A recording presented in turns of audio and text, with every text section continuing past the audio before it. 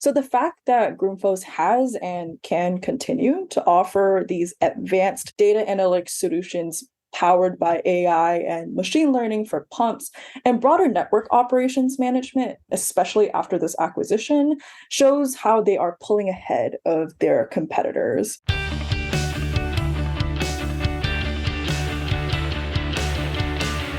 I am Reese Tisdale, and this is The Future of Water, in which we talk about all the ways which companies, utilities, and people are addressing the challenges and opportunities in water. This is episode 76, and I think it's going to be a good one. Today, I'm talking to Bluefield analyst Christine Au about Grundfos, the Danish pump manufacturer. But more interestingly, in recent years, Grundfos has expanded its footprint and from its core, I'd say pump offerings, water network management and treatment, really towards digital offerings. So just past month, the company acquired UK-based Metasphere.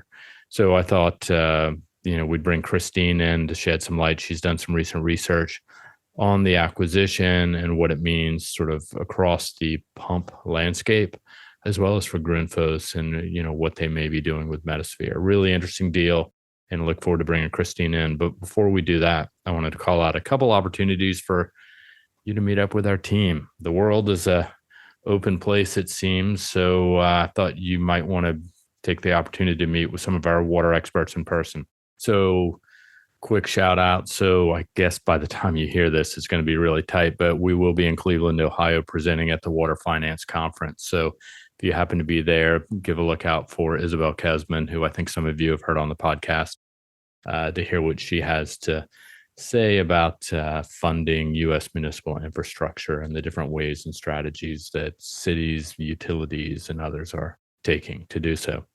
Also, a little further out, September 5th and 7th, we're actually going to be in two places. We're going to be at the Global Leakage Summit in London. So Global Leakage Summit 2023 in London. Take the opportunity. We'll have someone there. I believe we are presenting, but also attending as well. And then at the same time, we're going to be at Aquatech Mexico in Mexico City. So obviously there'll be more of a focus on Latin America and what's happening in the region. So two options. And then, a little further out, I'm already receiving invites to go to events and after parties and such at WEFTech. That's going to, I believe, happen in October, but early October. So keep us in mind. We're definitely going to be there as well. And don't miss out basically on the opportunity to share perspectives with our team. There's nothing like doing it in person rather than over Zoom, although that seems to be the norm. Separately, I wanted to, related to events and such, I also wanted to give a shout out to the National Association of Water Companies, which is holding its Water Summit in September, I think 11th to 13th. Always an interesting event. Our team separately has just presented to their membership last week on opportunities in the U.S. private water market, where we looked at utility M&A, company market share strategies, O&M, and service providers. Really interesting presentation presented by, once again, Isabel Kesman and our other colleague, Charlie Seuss. But selfishly, it was a great experience for us, and I thought it was really well done. And I think the feedback we've gotten on that was fantastic. So more importantly, let us know if you're interested in Bluefield, helping your organization, company, or team talk through some big picture ideas, trends, and activities across the U.S. or global water market. So good opportunity, good presentation. You can dig a little bit around on our site and get more information on that at bluefieldresearch.com. So enough of me talking. Let's bring Christine into the conversation and hear what she has to say about Grundfos and its recent acquisition of Metasphere. All right, so I'm joined here by Christine Au, one of Bluefield's newest team members. So Christine, we're on the opposite sides of the world right now. So why don't you give everybody a little heads up where you are and where you're headed in the next couple of days? Yeah, for sure. Hi, Reese. Glad to be chatting online with you. So I'm currently in Singapore. It's about 8 p.m. here. My night is still young. There's a lot to do, and I'm very excited to be making my debut on the Future of Water podcast. I'll be heading to Boston next week, so gotta wrap things up, say goodbye to family, say to friends, pack my stuff, and really looking forward to the next couple of weeks. Your comment about being 8 p.m. You're being even more generous to me because it's 8 p.m. on a Friday night, which is not so kind on my part. But I really appreciate you doing this, and it'll be a lot easier just in a couple weeks, and we can do this in person. So, with that being said, you've done some research recently, and as we sometimes do, we're throwing you into the deep end of the pool, pun intended. When we learned that Grundfos had acquired Metasphere, we thought this was interesting for a number of different reasons, and definitely worthy of what a deep dive, another pun. So you've done some research on this, talked to a number of different people. You've written some research, which I think by the time this podcast comes out, it's going to be on the street, so to speak.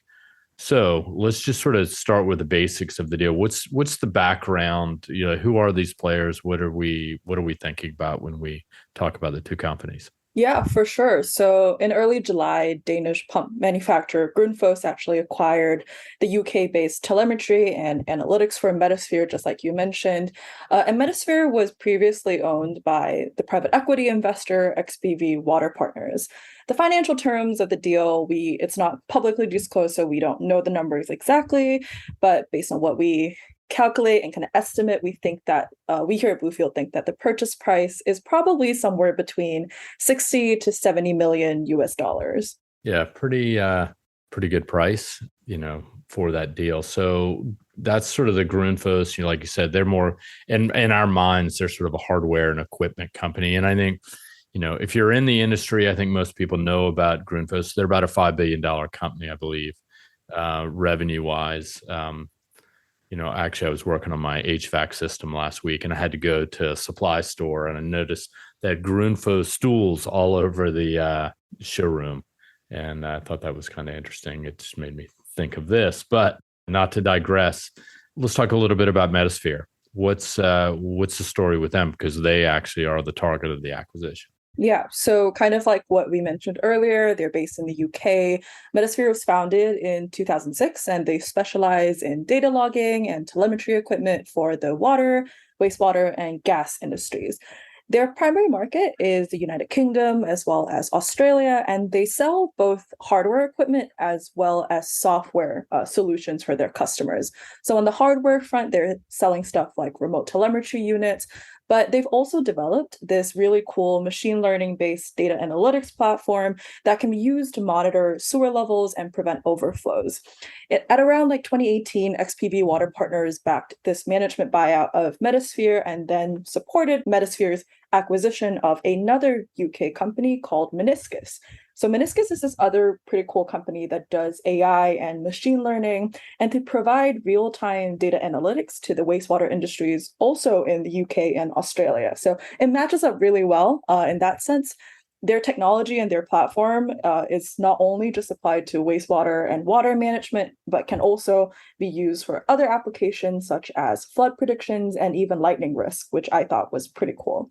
All in all, this acquisition of Meniscus definitely greatly expanded Metasphere's AI and machine learning capabilities, which would kind of make sense why Grundfos was interested in purchasing them. Yeah, I mean, actually, there's a lot going on there. It's also interesting. I mean, maybe we can touch upon this in a minute, but what Grundfos is going to do, because if they're really focused on the UK and Australia, Grundfos, I think, is in a lot of other markets. So give us some details on Grundfos.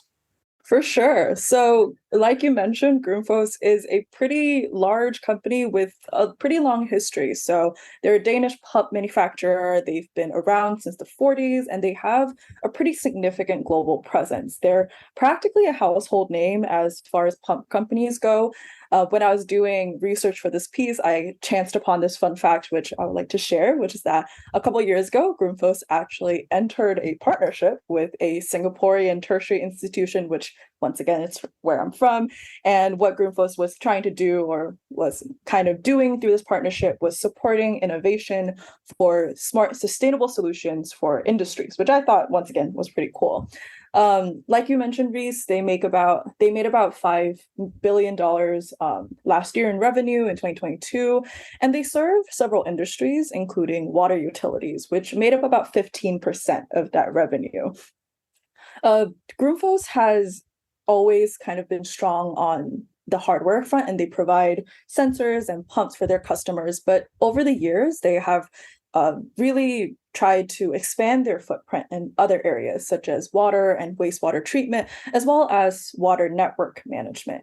The latter, so the network management part, is really where their digital strategy is going to be focused on.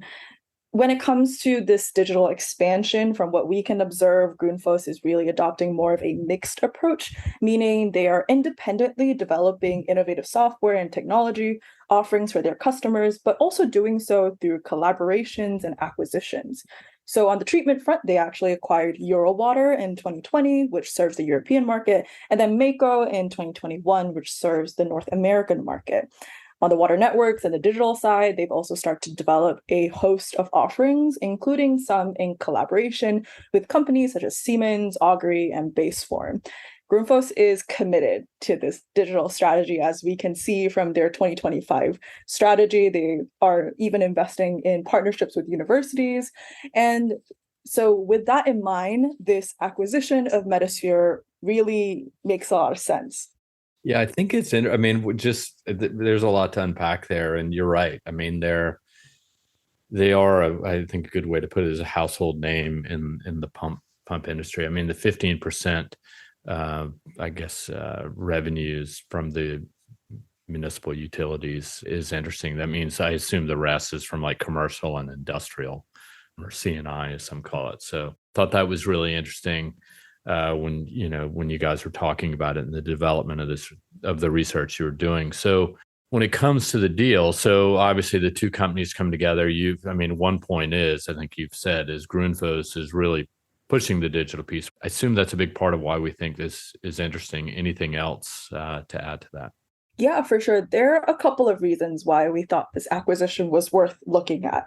You're right, definitely Grundfos, through this acquisition, they are expanding their digital offerings. But what's also interesting is that they're still holding on to this hardware core. So like I mentioned, Metasphere also has hardware equipment, so the remote telemetry units, the sensors that they have. So that is allowing Grundfos to strengthen and expand upon their offerings to water network customers, such as water utilities.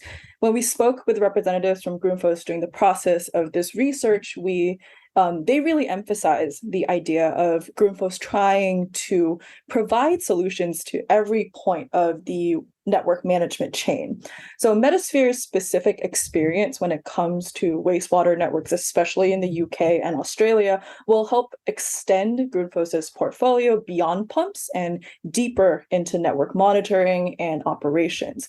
So with the combination of what they've developed themselves, what they've created through partnerships, and also the acquisitions that they've made, Grundfos can now offer pumps, sensors, telemetry hardware, and even advanced data visualization and analytics software. Another reason why this acquisition is interesting is actually what this could mean for Metasphere.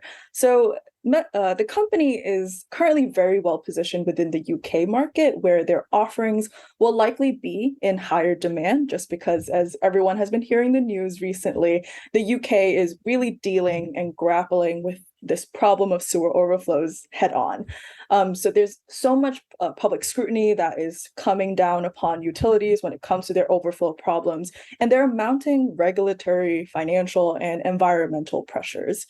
Metasphere, however, despite having this very strong presence in the UK and Australia, has struggled to break into other large global markets such as the United States. So this is where Grundfos could potentially leverage their global reach, their markets, their connections to facilitate Metasphere's own geographical expansion.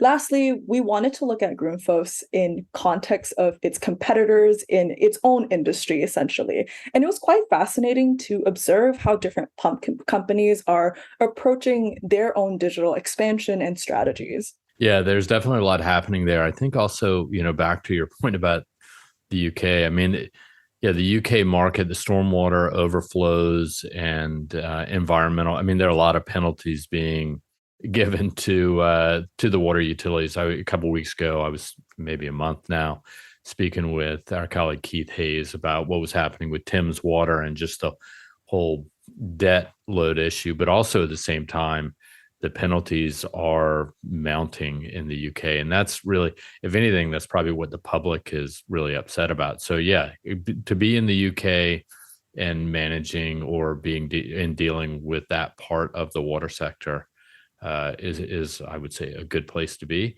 In the US, we're seeing a lot more focus. I mean, I would say the inquiries that come from us, not only from other just basic hardware and equipment providers, but also utilities themselves, trying to understand how others are managing stormwater, because the reality of it is, not only there's a climate issue, if anybody's heard of that, but and it's not just sort of 1, 2, 3, 5 year droughts. It's also storm events. Not only are they more frequent, but they're stronger, and they can be fast. But when you're, instead of getting a 1 inch rainstorm, we're getting 2, 3, 4 inches, that are really high. Given a good example, what happened in I think last month, we're closer to home for me, and that is in Vermont, with all the major flooding, is a good example when it comes to stormwater. The other is remote telemetry. That's one of the areas when you speak to our colleague Eric Bendler about our digital water forecast. We pin Eric to the wall to say what's interesting, and one of the things he always says, well, he always starts with it depends on who you are. But also, if you really press him, he will say remote telemetry is an area of high area of growth. So this is interesting. Your last point, I want to sort of circle back to that, and it's really looking at sort of the competitive landscape and what's happening. We've been seeing movement, as you mentioned, on this front. We've done sort of a sweep across a number of different pump manufacturers, and I know Xylem obviously has been active in recent years, particularly when it comes to digital. What's the story there, and what you guys uncover? Yeah, definitely. When it comes to digital solutions among different pump manufacturers, Xylem emerges as a distinct market leader. Between 2015 and 2019 alone, if we look at our data that we've been tracking, they acquired 10 digital water firms such as Census in 2016 and Mnet in 2018. So when it comes to their digital solutions, Xylem's profile is incredibly diverse. It spans stuff like smart metering, leakage management, pipeline condition assessment.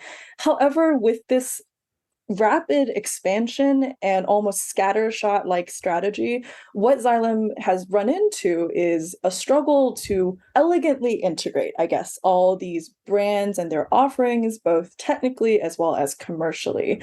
In February, our colleague that we mentioned earlier, Eric Bindler, actually did some research on Xylem's recent partnership with Idrica, which the whole intention behind this partnership is to try and figure out how to foster these synergies between different digital solutions, which really kind of hints at maybe some of the management challenges that Xylem is facing when it comes to managing their huge digital water profile. In comparison, Grundfos is taking a slightly different approach in the sense that it's a bit more methodical. So their expansion is really focused on building these digital solutions on top of their existing or acquired hardware solutions.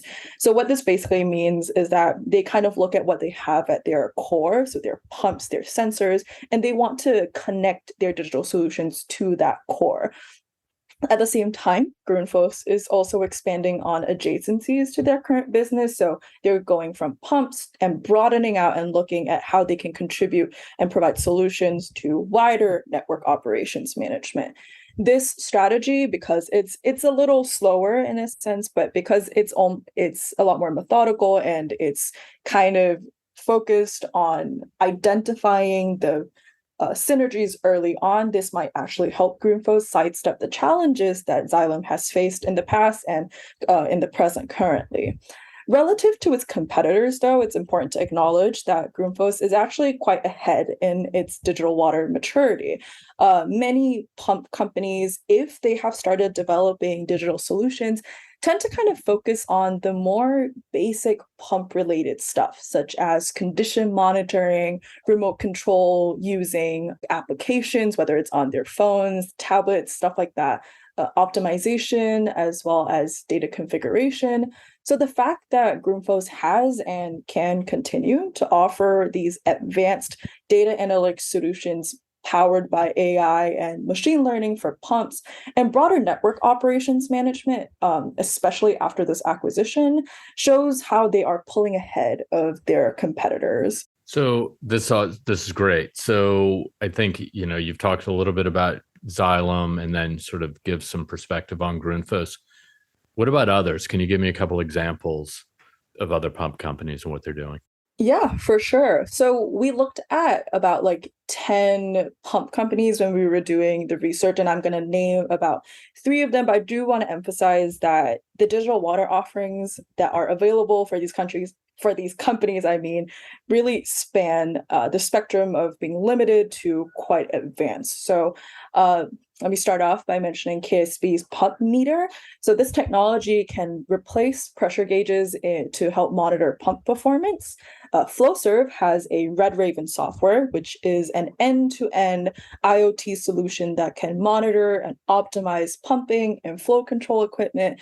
And Sulzer currently offers control and monitoring software for pumping stations through its AquaWeb service. So these are all great digital solutions that can really help optimize the asset management, the workflow, the work process for utilities, for industries. But what we kind of observe is that these companies are not offering solutions that are as advanced and kind of taking advantage of the more cutting edge technologies such as AI and machine learning that we're seeing is kind of all the rage, whether it's in water or beyond it. Everyone's talking about ChatGPT, everyone's talking about AI. So yeah, overall, these pump companies definitely seem to be adopting digital solutions.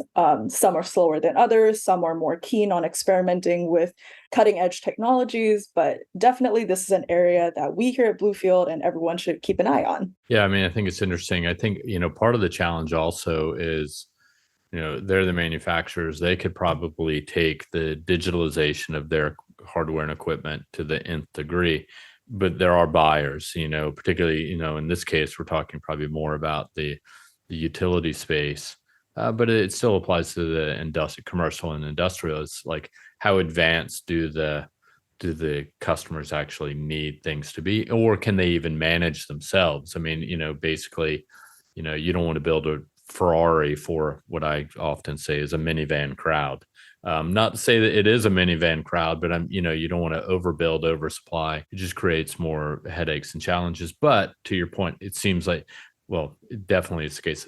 That's how things are evolving and they're moving. And some companies are going faster than others, and some are going in different directions. So this is great stuff, really awesome. And we could probably go on, particularly diving more into like the XPV investments that they've made, and in this case, their divestment. We could talk more about digital M&A trends, but let's save that for another day. But before I let you go, and before you actually land in Boston in a couple of weeks, what else are you working on besides this? Yeah, so I'm currently working on a long form insight report on private equity firms. So XPV is going to come up again. And we're looking at their investments and divestments, like you mentioned, in digital water companies. I can't divulge too much at this point, but definitely some exciting stuff is to come. Yeah, that's an area of interest, just the role of financial investors in the water space, whether it be on the digital side, industrial treatment solutions, and on and on. So we're working on that on a number of different fronts. So look forward to talking more about that. So with that being said, look forward to seeing you in a couple of weeks in person. That'll be great. It'll definitely be, as we talked before we started recording, it's going to be cooler here than in Singapore, and humidity level will be probably 25% of what it is there. So thanks again for taking the time. This is really great. And for everybody, this research should be on the street by the time you hear this. If not, it'll be out soon thereafter. So thanks again, Christine. Thank you, Reese, and I look forward to chatting again. Cheers. Take care. All right, that was fantastic to have Christine jump on, particularly, as I said, she's a relatively new team member and is moving to Boston from Singapore coming weeks, and we'll be focused more on the digital water space, as she mentioned. So really good stuff. So before we sign off, if you're in Boston or Barcelona, let us know, and we'd enjoy the opportunity to meet up with you. As you can always tell, I'm always interested in meeting people in person. That's who I am and what I like, if given the opportunity. As for the podcast, please subscribe and give us a review. It's really helpful. We've been getting some really good feedback on the podcast recently. I mean, really fantastic. Not only just congratulating us for our 75th episode, which was a couple weeks ago, but also just some of the insights we've been providing that hopefully have been helpful to many of you. So give us a review. It's helpful, and it's how more people learn about it. Send us a note to waterexperts@bluefieldresearch.com with any topic ideas you would like us to discuss. We're doing this for you.